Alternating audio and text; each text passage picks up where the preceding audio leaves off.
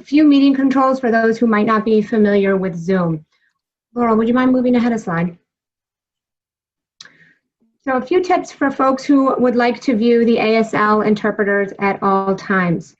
First, we'd encourage you to keep your view settings in gallery mode. It should be the default setting at this point in time. You can change this by clicking the button that says gallery mode in the top right of your screen, and it will toggle back and forth. Gallery mode shows all the presenters on the screen together, and this ensures that you can see the interpreters, as we have two tonight, and the speakers. You can see our interpreters' names here on the screen as well, so you can help to find their videos. If the presenter is sharing slides, the view will change. Your screen will primarily display the sides with the presenters and interpreters' videos moving to be small and in the top right corner. Often the default setting will show only the speaker and not the ASL interpreter. To change this, you can pin the interpreter's video. To do this, click the three ellipses at the top right corner of the interpreter's video and select Pin Video. You will need to repeat this process each time that the interpreters do switch, and we estimate that will happen approximately every 20 minutes. You can move forward a slide. We also have closed captioning for this meeting. By default, the subtitles should be appearing at the bottom of your screen. If you do not see the captions, please press the closed caption button to get those started. You can go forward a slide. Following the presentation, we will first answer any clarifying questions, and then we'll open the floor to comments and testimonials. If you have a clarifying question during the course of the presentation, please type it into the chat pod during or following the presentation, and we will do our best to begin with those before opening the floor. Next, I'd like to also let people know that in the chat, you are able to chat the host, MBTA's, and for any technical questions that you might have using Zoom, please feel free to use that feature, and we'll do our best to make sure that we all get through this new format as easily as possible. You can move forward one more slide. So today we are joined by MBTA General Manager Steve Poftak, as well as FMCB Vice Chair Monica Tibbetts-Nuts. We would also like to acknowledge that there are many elected officials who we can see are on this meeting, and today we 108 participants, so we really do appreciate their time. To start us off though, I would like to welcome General Manager Steve Poftak to make some opening remarks. Thank you, Lindsay, and I want to thank everyone who has taken the time to join us tonight. We look forward to hearing your feedback. We want to hear from you, our customers, about what types of services perhaps you think we have missed, and also what are the things you think we should prioritize as we are able to restore service in the future. I just wanted to make a few brief points and then we'll move on to the rest of the program. First, I want to be clear, this is not of the place the MBTA wanted to be. We have been working very hard to provide additional service to our customers, to invest in the system, in fact, investing over $1.65 billion last year, and to build an MBTA that is modern and reliable. So obviously the pandemic and the resulting budget crisis that resulted from it has caused a sharp change in the MBTA's plans because it's changed the way that people travel. We have seen a significant drop in ridership and in fare revenue.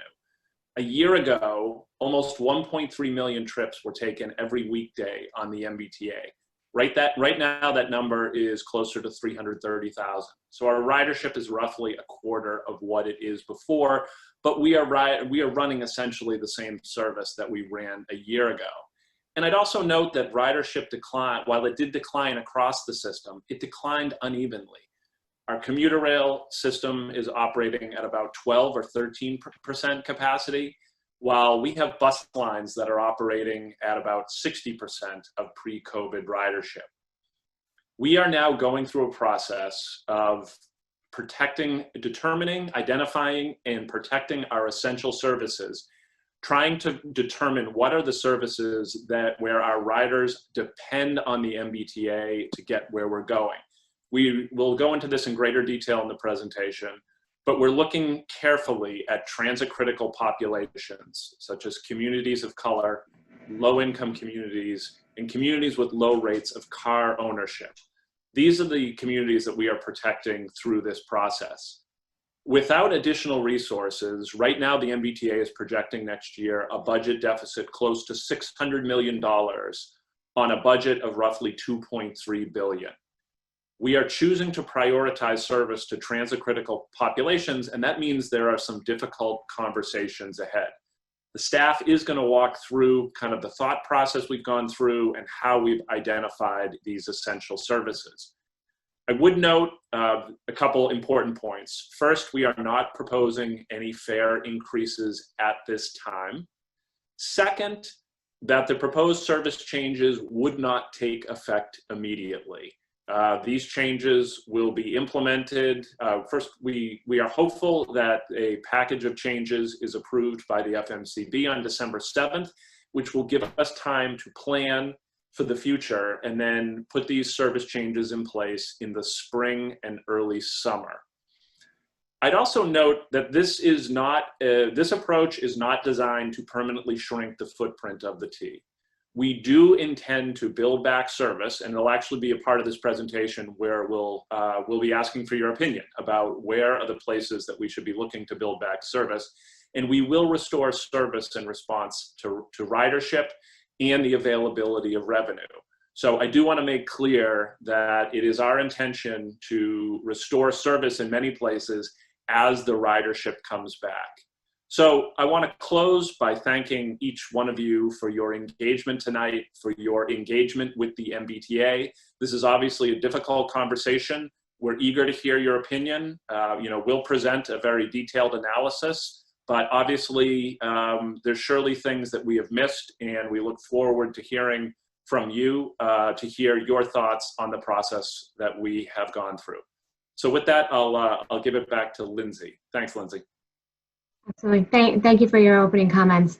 And at this point in time, I'd like to welcome Laurel Paget-Seekins, our Assistant General Manager for Policy, who is going to walk through a presentation about what exactly is included in the Forging Ahead proposal. Laurel. Thank you, Lindsay. Good evening, everyone. Thank you again for joining us. Forging Ahead is the process the MBTA is using to do what the General Manager described and focus our resources on serving our essential riders. And this is a three-pronged process. We're going to mostly focus tonight on the service levels, but we want to reassure you we are also looking at our internal spending as well as looking at our capital program and how we could reallocate a limited amount of funds from our capital budget to our operating budget to help in this crisis. We are really focused on thinking at the future as at the same time that we're working out how to address this crisis to make sure that the plan that we come up with will help our region recover in a more equitable way. So quickly want to sort of recap the budget part of the presentation. As the General Manager mentioned, we're projecting a very significant budget gap in our next fiscal year, which starts July 1 of 2021. And we are looking at these three different ways to potentially address this gap: the capital reallocation, the service level planning, and our internal spending.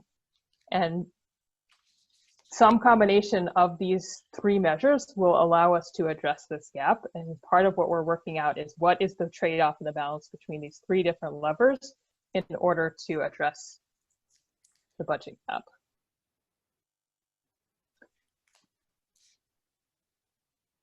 So as the General Manager mentioned, our ridership has declined significantly as in response to the pandemic and has been slowly growing back, but not equally across all of our modes. So what the chart on this slide shows is that bus, which is at the top in the yellow, and the dotted gray line, which is our paratransit service, the ride, and the blue line have recovered much faster than our red, orange, and green line. The silver line, the ferries, and the commuter rail are at the bottom of the chart in terms of ridership as compared to ridership before the pandemic started.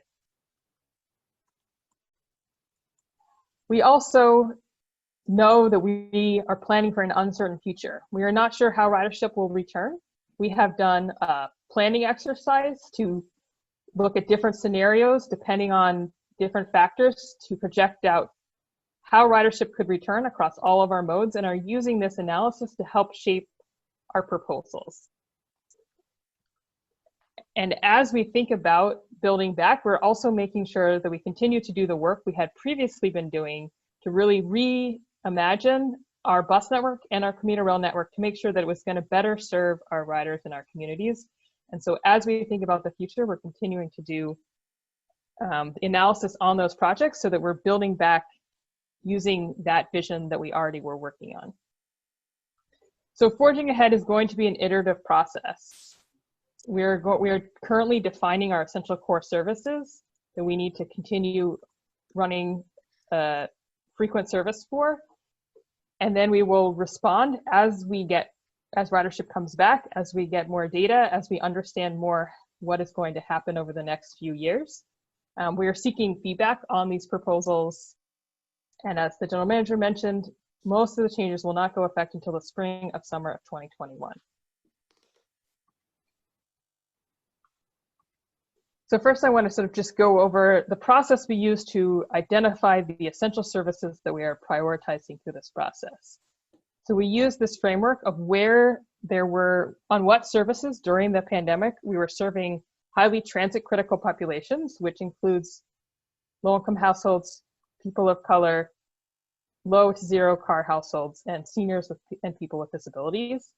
And then also where we had high ridership and high ridership potential for next year.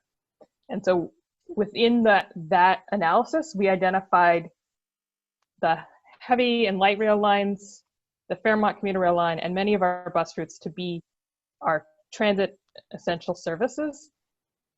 And then the other lines were, the bus lines, the other commuter rail lines, and the ferry were identified to be in the other boxes of our matrix, depending on the ridership and the population using those services. And so the goal is to preserve the service level for the essential services at or above our service delivery policy, which is our policy that sets our minimum acceptable service levels. And that includes both frequency, hours of operation, and crowding. Just quickly walk you through our implementation timeline. So right now we're in the public engagement section, and we presented this to our board yesterday. We'll be doing public engagement and public meetings for the next month. We'll be coming back to our board, the Fiscal Management Control Board, on December 7th with a proposal based on the public feedback that we have heard for a contingent vote that would then go through further regulatory required analysis. And then the implementation would depend on some of the changes and the mode. So there's a few changes on the commuter rail that could potentially start in January. Most of the changes would start in May. On the ferry, we're proposing March. Rapid transit, we're proposing March. Bus, late June. And the ride changes generally follow the bus, so it would be at the same time as the bus changes. And this is part of our iterative process. We look at our service 4 times a year on bus and rapid transit, and twice a year on commuter rail and ferry. And so as things change, we would have opportunities to add back or change services depending on ridership and revenue. So now I'll walk through what we're proposing. So again, we're using 2 terms. The essential service are the services that are in the transit critical, high population, high ridership box, and those currently represent 82% of the trips being made on our network today. And then we're calling base service essentially the services that we define as essential and a reduced level of service across the rest of the services. The idea is to preserve high quality service in that essential service box where we know we have a lot of ridership that depends on us, and a reduced level of service to make sure that there is still access for the rest of our riders. And so, as I mentioned, the base service is a combination of these 2 sets of services, one which will be primarily unchanged. So those services that are in the essential services box will see some service very similar to what existed previously. And most of the changes are focused on the lower ridership service modes, which means that most of our service is being preserved in this proposal. Of our current weekday trips, 82%, as I mentioned, are currently on our essential services. And this proposal will have a significant impact on approximately 3% of our current weekday trips, either impacting their ability to access the network through a route that is changing to be more than half a mile away, or having to divert to a different route within a half mile, or losing access due to a station closure or a time of day change in hours of operation. This proposal represents us running 85% of our bus service hours. So the amount of service that we previously operated, we would be operating 85% of bus, 70% of our rapid transit service, 65% of our commuter rail service. And we're proposing to temporarily suspend our ferry service. Again, this proposal also only minorly changes the access to the MBTA. So previously, within the MBTA service area, 82% of households had access to the MBTA within a half mile of their house. This proposal shrinks that access to 78.5% of households having access to the MBTA within a half mile. So in terms of the Metrowest region, this map shows what the impacts to service are. That the color in orange will be services that could potentially fall below our current baseline level of service, which is our service delivery policy. The blue lines represent those essential services that will stay at or above our baseline, and the red lines are proposed elimination. We also have this in a table format, and I will sort of walk through this in more detail at the mode level, but we wanted to show you, before we got to that, the main routes that serve these communities. So on the bus side, there will be some routes that will see some frequency changes and cut to service hours, so no service after midnight. And then there's some routes that are going to continue seeing the changes that we previously had made, whether that was eliminating, consolidating, or shortening the routes in order to facilitate a transfer to continue to have service. On the commuter rail lines, the proposals would end weekend service and service after 9 p.m., reduce midday trips, and we're proposing to close some stations, including 2 on the Fitchburg line. So I will now go through sort of our thinking by mode, and then cover sort of how we're thinking about adding back service. So on the commuter rail, we're currently seeing about 13% of our normal ridership, and as you can see on this chart, the peaks during rush hour has significantly reduced. And so right now we're running about 85%. We were running about 85% of our regular service. We're back up to almost all of our regular service, but we still have only 13% of our ridership. So the changes, as I mentioned, was to be a stop service on commuter rail after 9 p.m., to stop weekend service, to decrease the number of trains on the weekday from 505 trains to 430 trains. So that is a pretty large change, but we would still be running 430 trains across the network, and to close 6 out of 141 of our stops based on low ridership and operational impacts and the availability of alternatives. We are not currently announcing specific line-by-line schedules because we want to take into account ridership patterns before we finalize those schedules. So based on the ridership that we see through the fall and the winter, we would be able to determine what were the best schedules based on this new number of trains. So just finally, a summary for the commuter rail, we'll be running 65% of our pre-COVID service hours, which would be 430 trains. and no weekend or service after 9 p.m.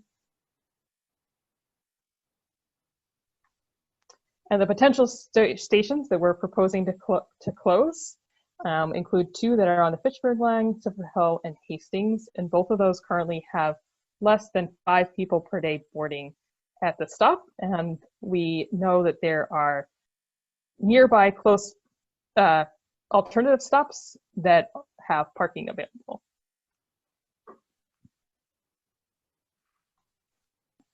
In terms of bus, we have seen the highest ridership on bus. So 41% of our pre-COVID ridership is currently riding on weekdays on our bus routes.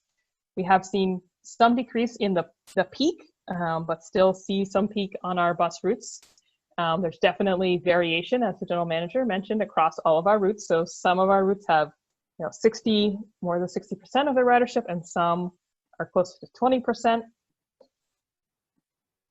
And so we have sort of reallocated service to make sure that we can address places where we've seen additional crowding to support social distancing on our bus network. And currently we have seen only about 1,700 boardings on bus after midnight. So for bus, we're proposing to stop all services after midnight, but not make any other changes to days of operation.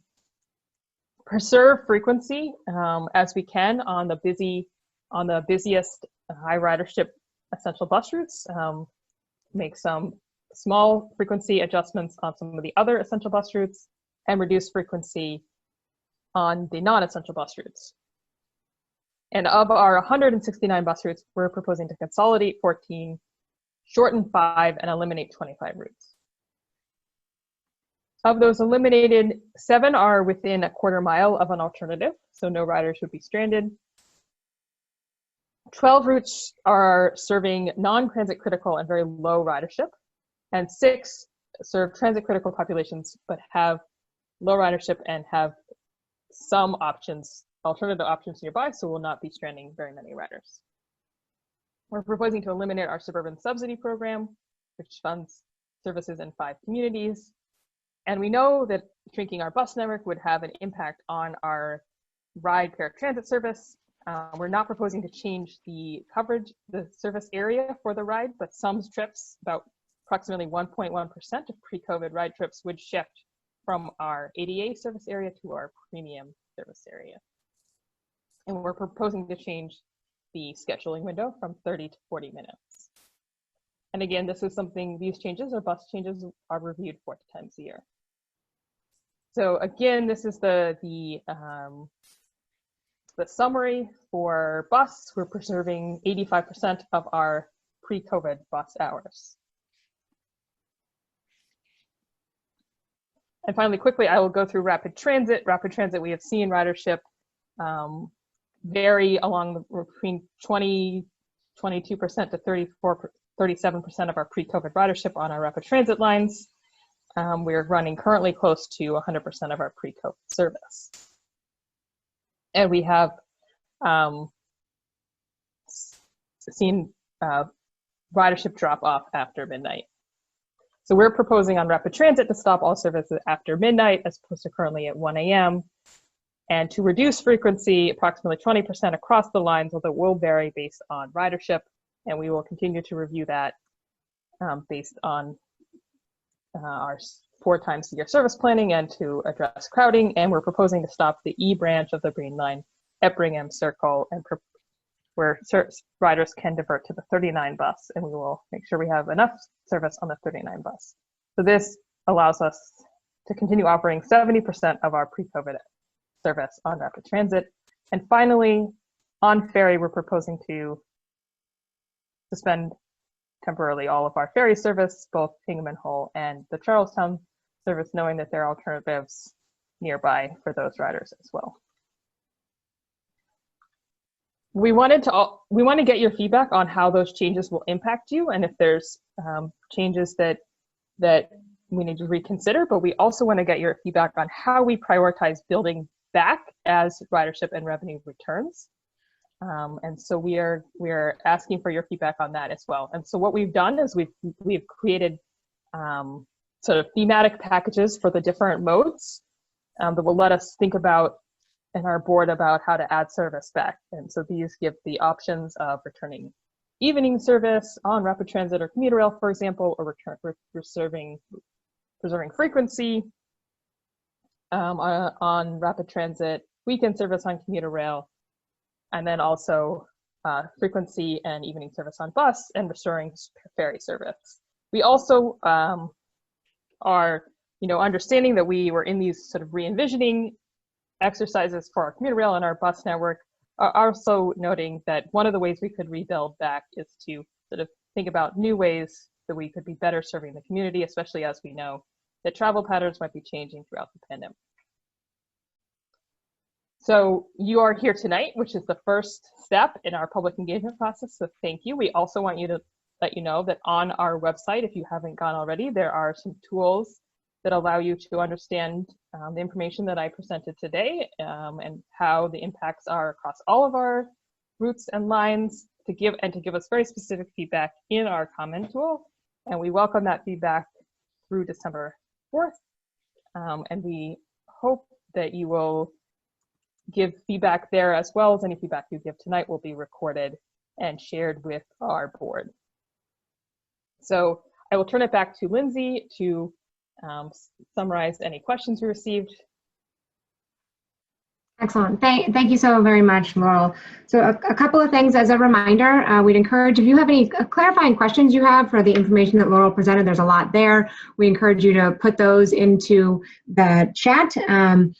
We will shortly open the floor for any comments or testimonials, but we'd love to take care of any clarifying questions first on the presentation, if at all possible. Just a reminder, all chats and all comments, frankly, will be part of our public record. And so we welcome you to do that. I want to also let folks know that we will be joined in the clarifying questions. If there's anything that Laurel needs to tag a friend for to help answer, we have a few additional folks who are here on behalf of the MBTA. Deputy General Manager Jeff Gonneval is here, as is Mike Muller, our Assistant General Manager for Strategic Initiatives. Rob Guptill, our Director of Service Planning, often thought of as scheduling, and Ben Schutzman, the Chief of Paratransit, known as the RIDE. So are all here who can help answer questions that we might have. You can move forward a slide for me. In order to make a comment on this virtual platform, ordinarily we'd invite you to just come to the podium. So this is a new way of doing business. You must virtually raise your hand, is what we'd ask you to do. To do this on a computer, you're either going to press the Alt key and Y, or you're going to click the raised hand button under the Participants tab. Participants tab is at the bottom, should be probably the bottom center of your screen. And you will then find the button that says Raise Hand, what should appear. If you're on a mobile device, you're going to tap the Raise Hand button in the bottom center of your screen. And if you are calling in and on a phone, you're going to just press *9. Once you raise your hand, you'll be added to the queue with the others who have raised their hand, and I will call on folks on a first-come, first-served basis. When it's your turn to speak, I'll either say your name, or if you've used a phone, I'll say the last 4 digits of your phone number, and I'll let you know that I'm unmuting you. At that point, if you're on a computer or a mobile device, a box will pop up in the center of your screen, and you'll need to confirm that you'd like to be unmuted before you begin speaking. If you're on a phone, an automated recording will let you know that you are unmuted, and you may speak as soon as that recording finishes. Once you're unmuted, everyone in the meeting can hear you, and before you make your comment, I'd invite you to please state your name and if you have any organizational affiliation. We have about 116 people here in this meeting tonight, and so I'd encourage you to please limit comments to no more than 2 minutes so that everyone can have a chance to participate. We ask that you only make one comment at a time so we can ensure everyone gets a chance to speak. If there is a lull and delay and you have a further comment, then we'll move for second round comments. If you have additional comments, raise your hand again, and as soon as you are finished with your comment, you will be muted at that point in time.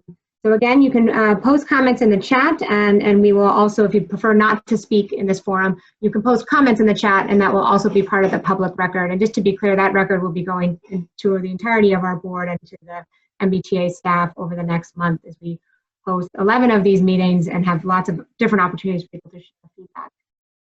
Okay, so we have a few comments in the chat. Let's start. I'm going to start with some of these. There is a question of, do we know yet which midday routes would be cut on the Fitchburg line?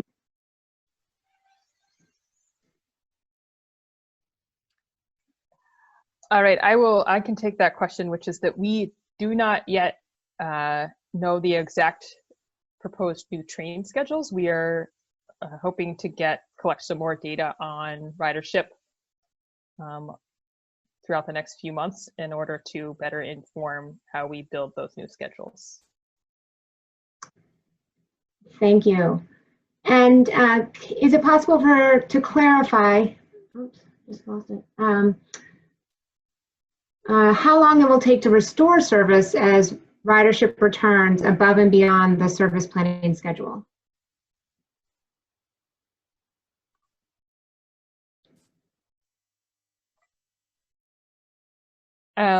So I think that is a question that we currently do not know exactly how things will play out. We are going to have to look at both ridership and revenue to determine how we can restore service as ridership returns.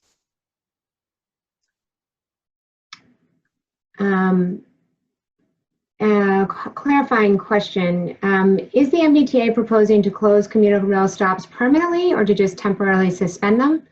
If the stop is closed, how can ridership return, i.e. how can we demonstrate that the stop should be reopened? That's an excellent question. Currently, the proposals are temporary.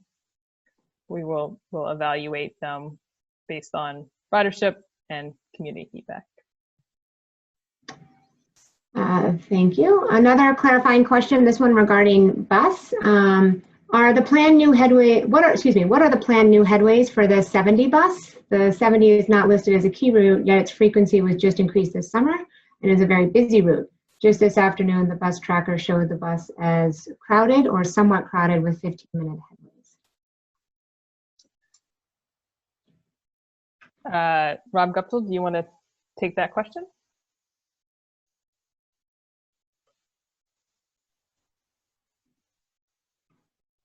I might need to unmute him.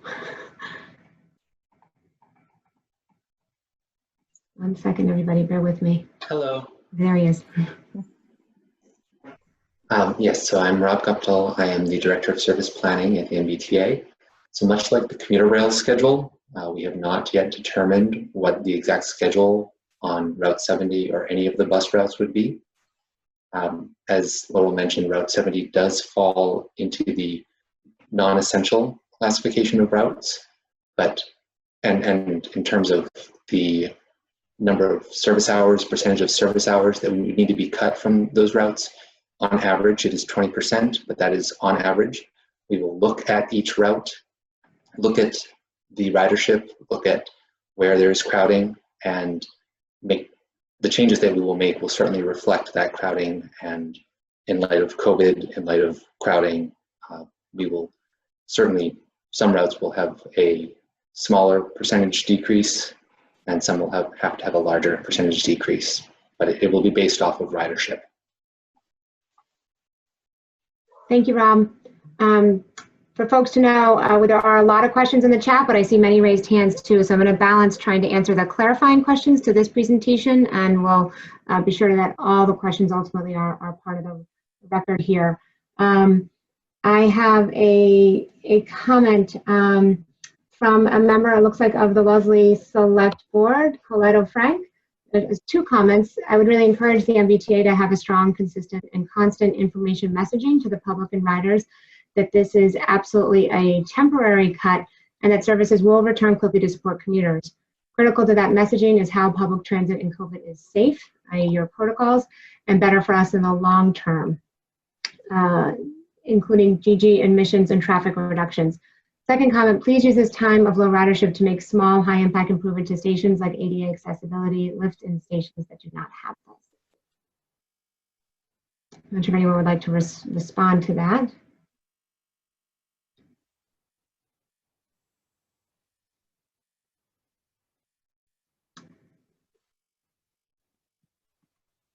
I have another similar comment that reduced service offers a time for capital improvement and maintenance improvements. What such improvements are planned for this time to create a more reliable commuter rail service? I can respond briefly to that. Yes, we are taking advantage across the system of reduced ridership to make significant investments. As I said last year, we did over 1.6 billion. Our goal this year is to do 1.75 billion. A significant portion of that will go to commuter rail. Thank you.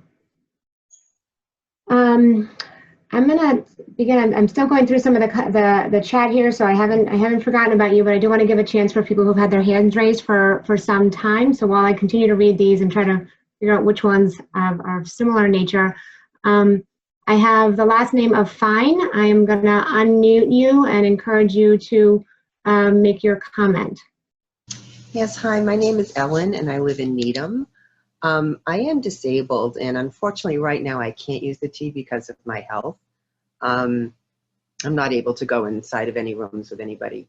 But once the vaccine comes, which is basically December, January, people are going to be up and getting the vaccine. And so T ridership will probably go back up before this can even be implemented. I'm going to speak on behalf of people who are disabled, people who are low income earners, who need to get to their jobs. And a 9 o'clock cutoff is not going to work for a lot of people. So unfortunately, when T decisions are made, it's often young professionals or wealthy folk who are running the T, and they don't really sit in the room and make decisions with the impoverished, the disabled, people who need the T. So what I'm going to suggest is that you folks actually open up a group of maybe 50 to 100 T riders all around the area, and that these folks or us folks are actually helping you to make some of the decisions. One of the decisions we would probably help you to make is to not have tied the debt of the big dig to the T. And what we're always doing with the T is paying off that debt, as opposed to improving service and cutting rates of how much it is for people. Because for people who are now going to have to maybe come into my community from elsewhere, now they might have to take a commuter rail where they might have taken a bus before, and you guys are switching around a lot, and you're putting a lot of people at disadvantage who desperately need to be using the T. And I know that you've all worked hard on this and are trying to base it on numbers and ridership, but when that one person loses his or her job and can no longer take care of a family of 5 to 6 to 8 people, what's happening then? You know, because they can't get to work. And I know that this happens in my community when you guys have cut off train service on the weekends. So I just really want you to think about this and bring some of us into the decision making, not at the last minute, you know, when you just want to get 2 minutes of response, but really have us in the room while the decisions are being made, and have those of us who use the T make the decisions, not just a bunch of bureaucrats. Sorry, folks, but that's just not working for a lot of us. Thank you. Thank you. I want to thank you for your comment. I have a clarifying question. Someone saying it was unclear from the slides. What decrease in service would there be on the Worcester line?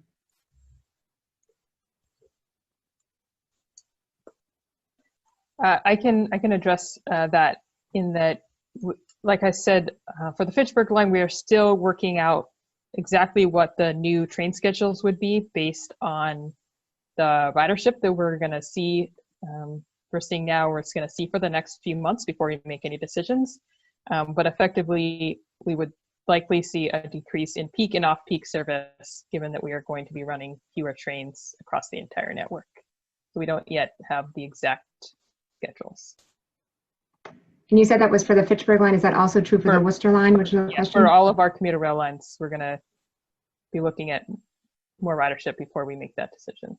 And just a reminder to people, I'm going to do my best to get the questions that are clarifying to the presentation material here. I understand people have lots of feelings about the T, and so all questions will be submitted as part of the overall public record. Another person asked, what is the cost savings from eliminating a F-stop? I'm assuming that means a Fitchburg line stop.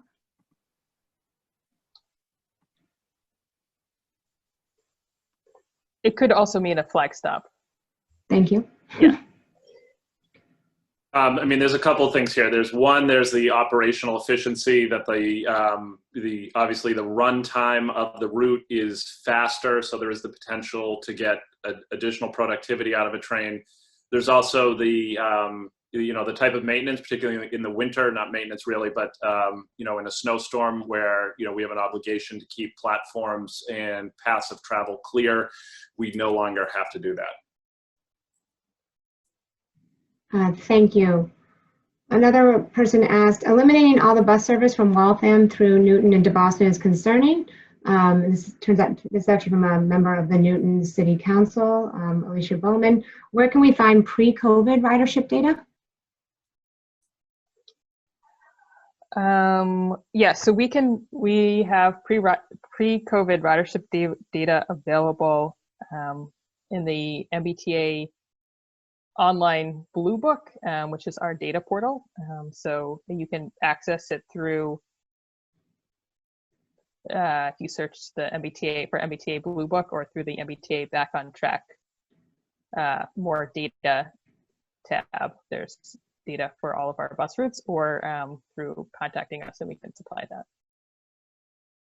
Thank you. And I'm now going to invite the last name of Adele. I'm going to unmute you and encourage you to make your comment while I continue to go through the chat. Hi, thank you. Again, my name is Tanisa Adele. I'm a former employee with the MBTA. I resigned by choice. And I just had a small comment. Would it be too much to suggest that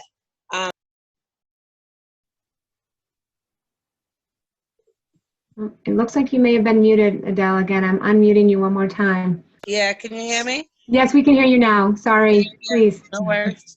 Yeah, so again, I would say start off again. My name is Tanisa Adele. I am a former employee with the MBTA. I resigned by choice. So I just was a short comment as far as the wages for the employees. Is it too much to ask to suggest cutting the hourly wages or salaries of, because the MBTA plays exceptionally well to orchestrate or try and as far as the budget's concerned with these monies and what have you, to cut hourly rates and wages for people so that fare hikes are not necessary and services necessary to be cut.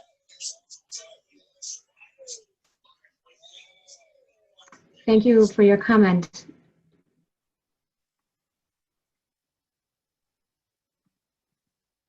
At this point, we had a question in the chat of what % of MBTA revenue comes from ridership? Roughly, it's something close pre-COVID to approximately $700 million on an expense base in FY21 of $2.3 billion. Thank you. And I'm going to invite the last name Wright to unmute and share a comment.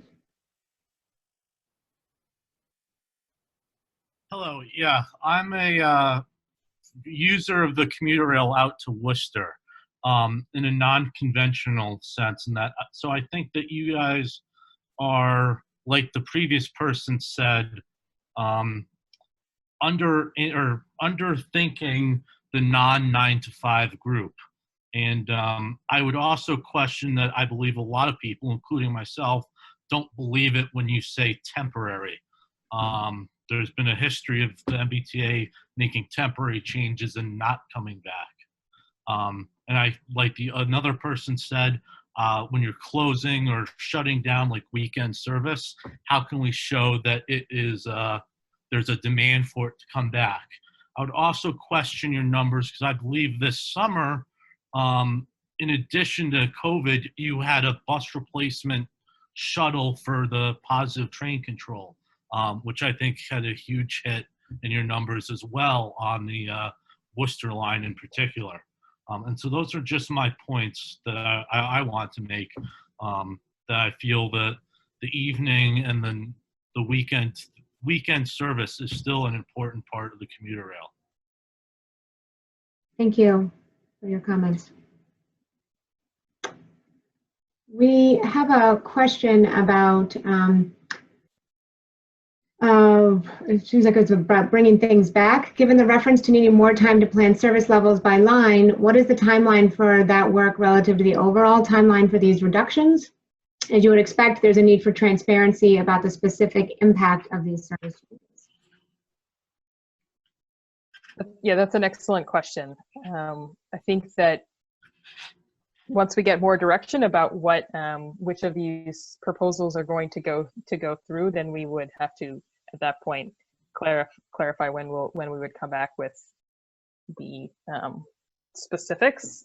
So we don't currently have exact answers on when we would know the exact schedules. And another clarifying question. I listened to the meeting yesterday and saw that there was a pause on 3 of the stations on the Worcester line in Newton. I couldn't tell if that meant there was a pause on design or if the design would be completed and then there would be a pause.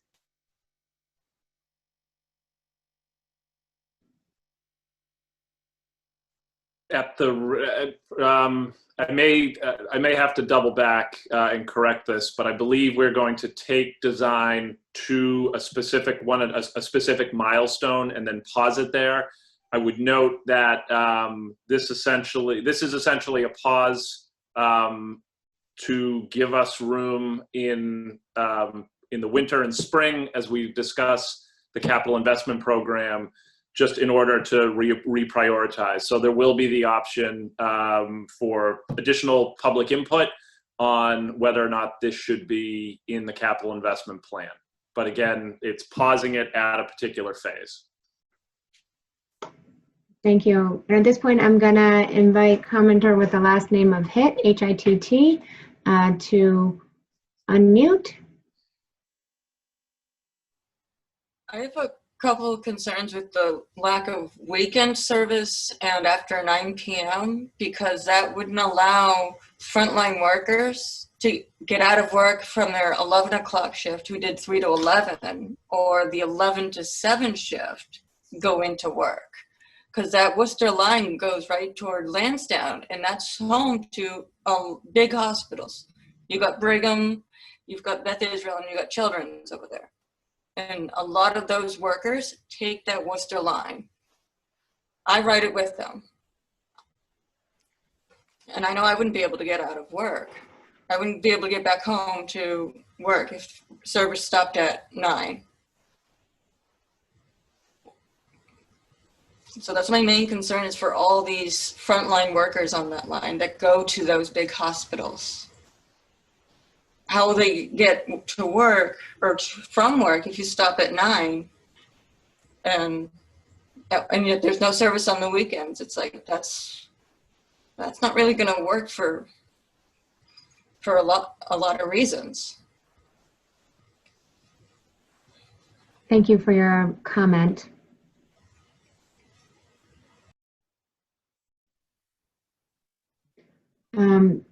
I am going to invite, or excuse me, I have one more question from the chat. For the analysis of return to service, can you discuss the trade-off between increasing frequency during peak hours relative to adding back weekend and evening service, and how this benefits all towns along the route? Second, it seems that ridership and frequency and cost service are a chicken and egg problem. You're asking people to resume ridership, but the service will likely be curtailed, so less convenient. Can you comment?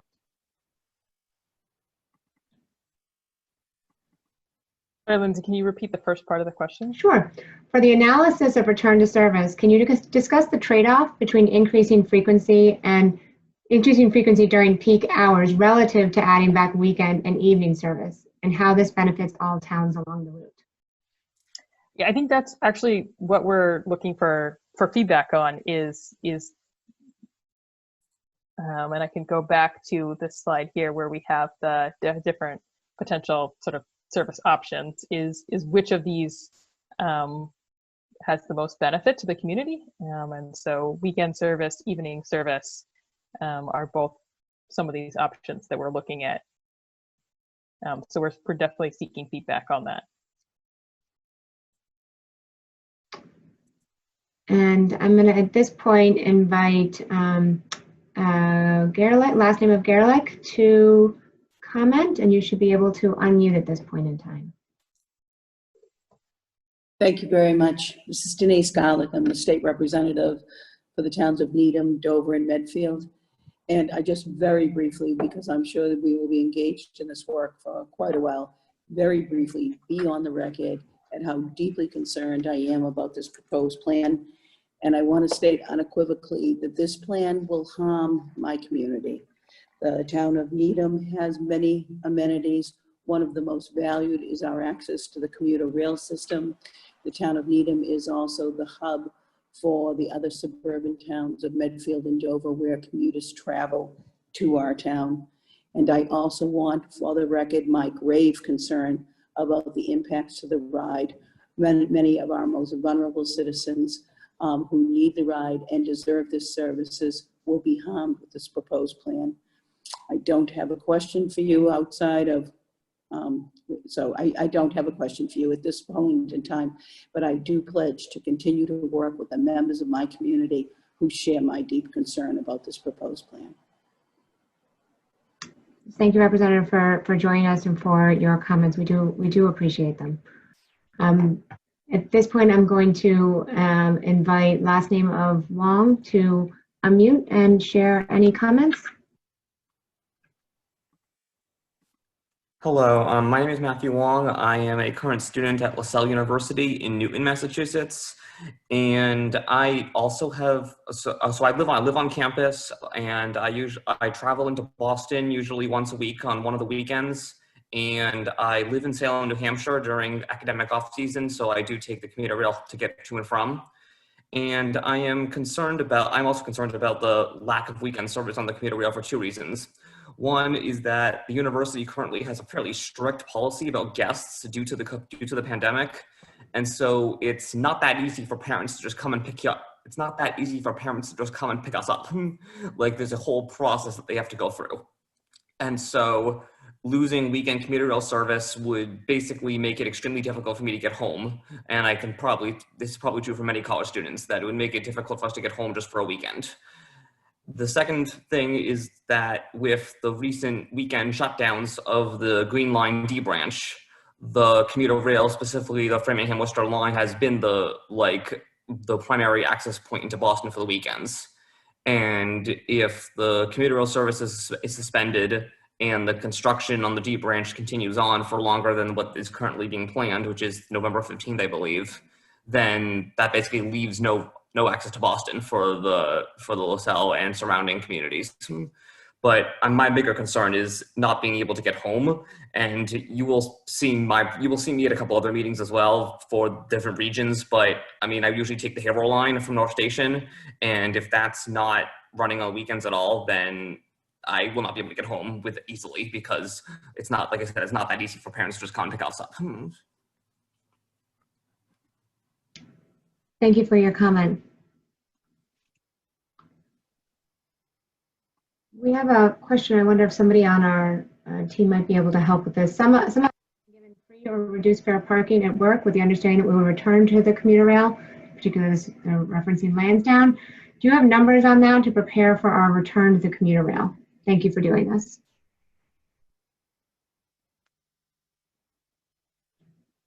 Sorry, Lindsay, I'm not sure I understood the question. Yeah, I'm going to encourage the questioner to maybe either try again or maybe raise your hand, and we can call on you to understand the nexus between the parking and the ridership. I was hoping you would understand. All right, I'm going to ask Last name Albright, I'm going to unmute you. Thank you very much. So I'm Susan Albright. I'm president of the Newton City Council, and I'm concerned about the decrease in service, and more concerned because we're really taking the governor's housing increase seriously, and we have along just the Washington Street corridor where the Worcester line runs, we've approved 600 units of new housing, of which 140 have recently come online. We have another 300 units on the docket for approval.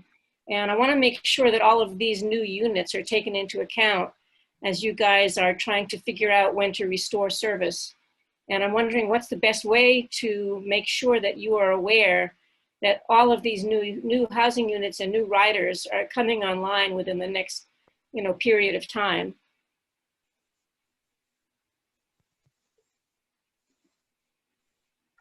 Thank you. We're looking at working with MAPC to analyze that, but if you have other feedback, definitely reach out to us directly with it as well. We're looking at the mass builds database, but we're welcome to getting feedback directly from cities as well. Thank you. There was a question in the chat. So the only rationale for cutting service is cost savings in order to address reduced revenue from ridership?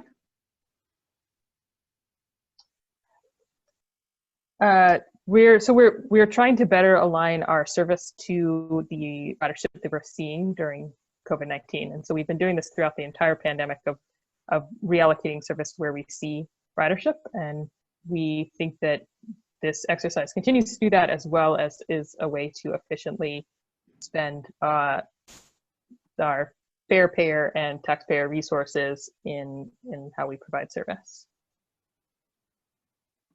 Thank you. And I'm going to ask the last name of Cadigan to unmute and share your comment.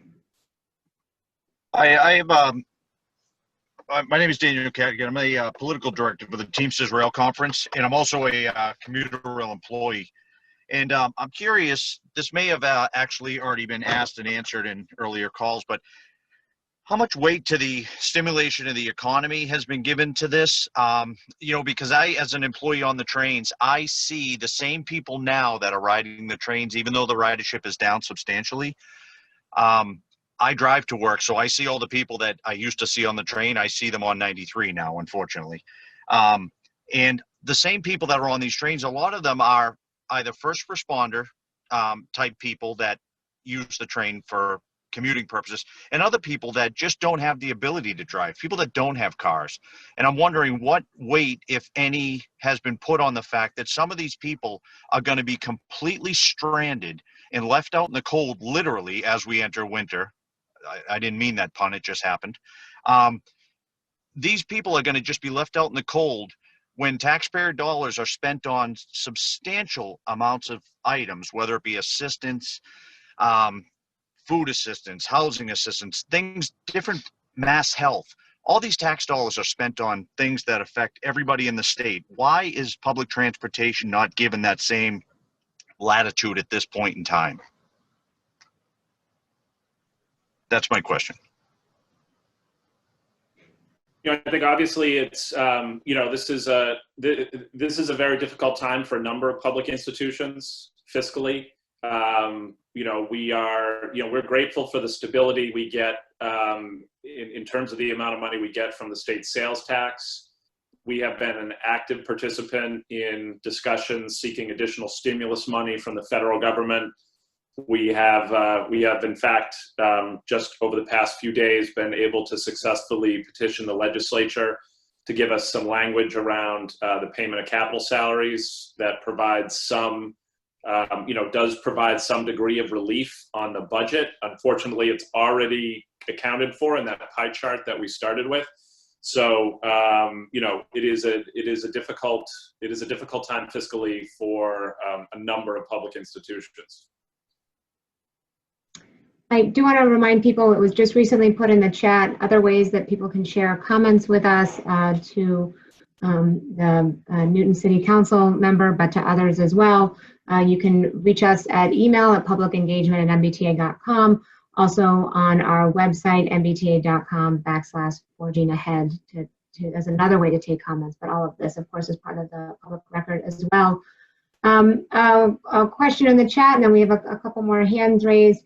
I understand that weekend train service may have to be cut because of poor ridership, but that is what I use occasionally. Is it possible to replace it with buses to save money on weekends when there is less highway traffic?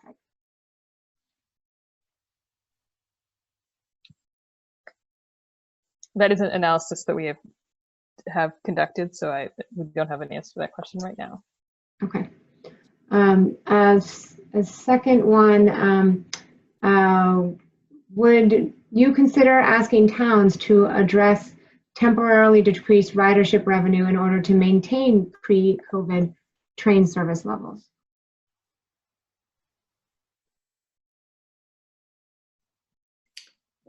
I don't think this is a realistic moment in time to ask municipalities, which are facing, as I said, many public institutions are facing challenges.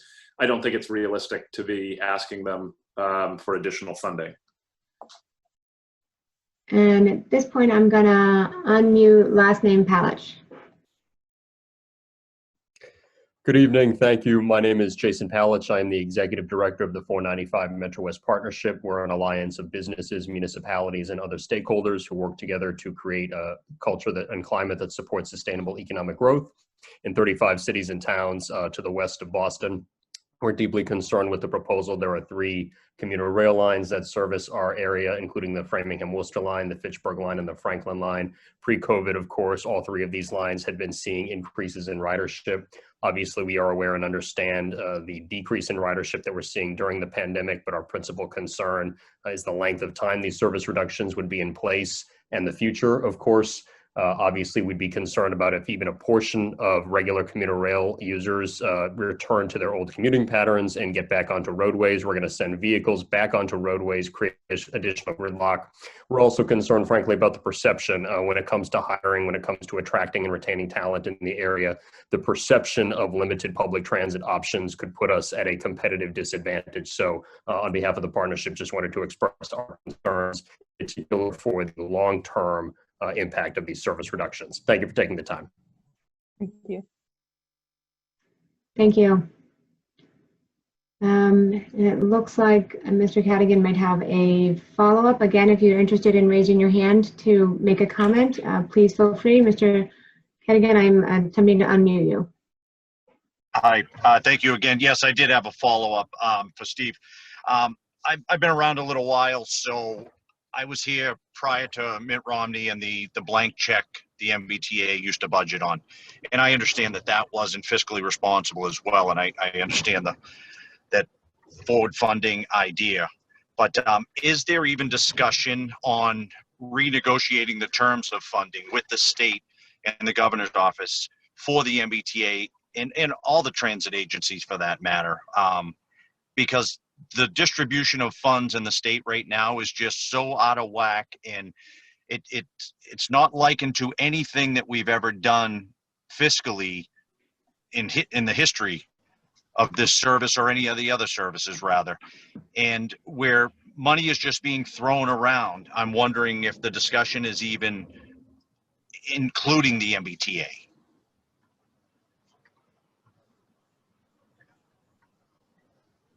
I mean, if the question is, are they, is there a look being taken at changing the formula by which the MBTA is funded? The answer is no at the current time. I think we are dealing with an unprecedented drop in revenue, right? We showed you on the chart, we're currently carrying 26% of our ridership, and we are running roughly the same amount of service. And I think that, that's the challenge. I think we devoutly wish for, a future where that ceases to be the case. And I think we're all trying to adjust in real time to this new reality and the uncertainty that comes with it. I do want to remind people that all the comments in the chat are part of the record. I appreciate the ones that are coming in. At this point in time, I'm going to unmute. Last name is Lanza. Hi, my name is Ann Mara-Lanza. I'm one of the co-chairs of Building a Better Wellesley, which is a affordable housing advocacy group here in Wellesley. And I guess I want to build on the comments of the city councilor from Newton, in that right now we're operating under a direction from the governor to come up with a plan to build more housing along the commuter rail lines. And that's not just for Wellesley, it's for all the towns along the different commuter rail lines. And so we're out here advocating for that kind of housing while you're cutting our service. And I think that I would feel better about this plan. I understand that there's concerns about, that you have financial challenges to meet, but a plan that showed just an assumed ramp up back to regular service, I think would make many of us on this call feel better. I think build it and they will get on it is a much better plan than we're going to watch while everybody gets on their cars and drives into Boston, and we're unable to do anything to alleviate the housing crisis because we don't have commuter rail service out in the suburbs. Thank you for the comment. I do appreciate it. At this point, I'm going to remind people we're really here to take comments. If we have clarifying questions, we're happy to take them as best as we can, those things that are in our purview. And I'm going to unmute, and if you have not had a chance to speak, I'm going to encourage you to raise your hand. I do see a few people with their hands raised who've already had a chance to speak. So before I call on them, I will encourage anyone else who would like to speak. And I see the last name, Sanchez. I'm going to unmute you at this point.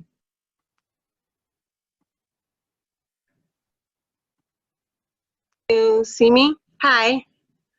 We can hear you. Thank you. So I would like to speak. I'm a 12-year resident of Wellesley. I utilize the Route 1 and Route 8 of the Metrowest bus system. And I also live on Barton Road, which is a housing development, a low-income housing development part of Wellesley Housing Authority that is located in the Cedar Street area, right off of Route 9. So the route was originally brought down to our actual street, and they built a hut to have the number 8 and the number 1 accessible to residents here. And then at some point, they removed the number 8 from coming up as far as Barton Road. And now with them limiting any other service, especially Route 1, that really prohibits some of the residents from being able to access the mall for work, for working down in the town area of Central Street. After post-COVID, some of our essential workers are depending on being able to have reliable transportation in order to seek employment, in order to go to take care of appointments, to go to make sure that they get the essentials that they need to keep their families and themselves safe and comfortable during quarantines or during this pandemic. And I just feel that isolating residents even more by limiting their accessibility to public transportation is just furthermore bringing people into a lull and a depression state, and feeling like they're not a part of the greater Wellesley community as well as the Metro West. Also, there's a lot of services in Framingham that connect with the end of that route, so they could go to SMOC or go to the Department of Transitional Assistance. So this is really a social and a vital line that helps get resources for some of my residents. So I just wanted to speak to making sure that we've already had our lines cut and limited, and that to have them removed or even talking about even more cuts is really saddening, because they need to add more accessibility, not take away. Thank you. I think some of your comments are referring to the Metrowest bus service by MWRTA, but we will make sure to share those those comments. I appreciate them. At this point in time, given the comments in the chat, I'm going to unmute last name Wong for any comment on our proposed plans. I just wanted to add one thing that is as a weekly rider of the Green Line, D branch primarily, but also some of the other branches. One thing I have observed is that there are some of the surface level stops where the operators will open the rear doors of the train when the platforms are crowded, which I think is the right gesture to make, because otherwise we end up with a long line at the front and no social distancing. However, when that happens, I will also notice there's a fair percentage of the people who get on through the rear doors who never go up to the front to the fare box, and that is fare evasion. And I keep hearing all of the stuff about the budget shortfalls, and while I'm not an expert in economics, I would think that if the MBTA had some better way to balance preventing fare evasion while also making sure that we don't have long lines on boarding the trains, like somehow balance those two out. I think that making sure that people are paying their fares when they get on at a stop that does not have fare control would help close the budget deficit. And I'm specifically referencing a few specific stations, specifically Newton Center, Newton Highlands, and Reservoir are the stations that I see this happening a lot with. Thank you very much. At this point, I'm going to unmute last name Woolman.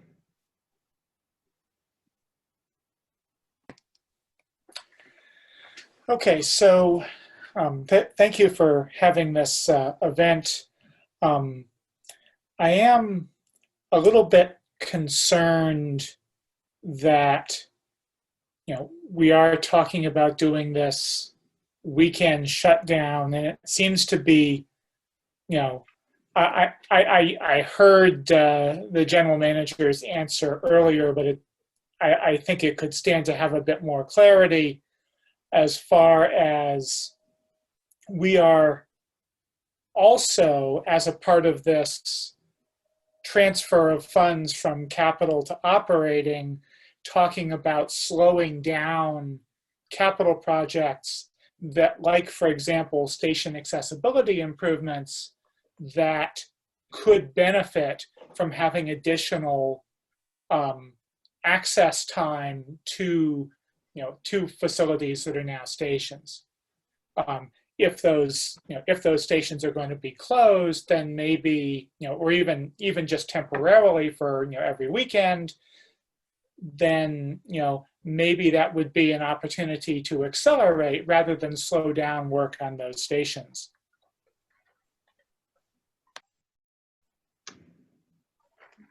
Thank you very much for your comment. I do appreciate them. I have a comment from last name Fine.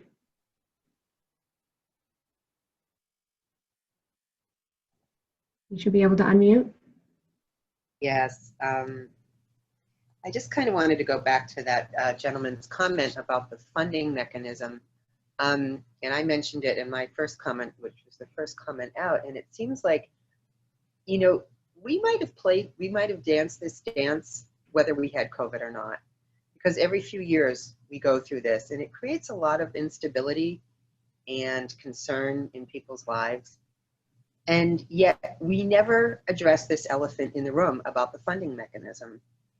And this just goes right back to the board again, and right back to my thing about having people whose lives are really affected by the T being, thrown into chaos like this, being part of the decision-making in the room. And so, I hear there's a lot of city councilors on, my state rep is on, and a lot of other reps are on, and I'm just gonna invite you to look at this, look at that funding mechanism once again, because that is really the problem here. I mean, we've had T ridership go up and down, and like we knew, it was really rising. And, you know, we all understand that COVID is an extraordinary time. We all understand that, and we understand small cuts. But from what I understand, this is going through in May. So am I wrong there? So like by that time, we're going to be a little bit in a different place than we are now. And at the same time, you're putting a lot of concern and worry into people's lives at one of the worst times, just as we're approaching a second peak. So I'm really going to invite the T to relook at this and relook at their funding mechanisms. Thank you.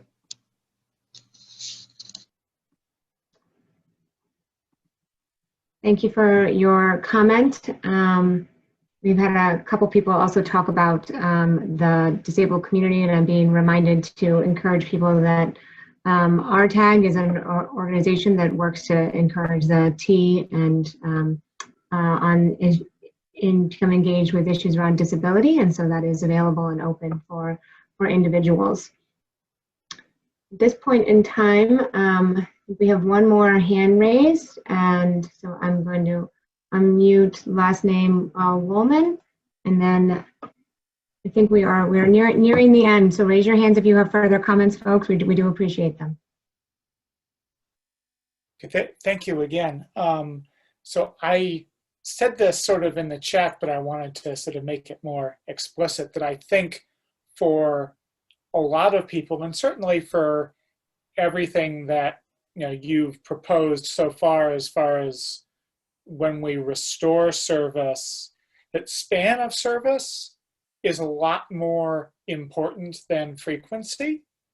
So, if you have a situation where, okay, well, we can add one more midday train, or we can have service on a weekend, or we can have one train that's at 11:30 rather than, or 11:30 p.m. rather than 11:30 a.m.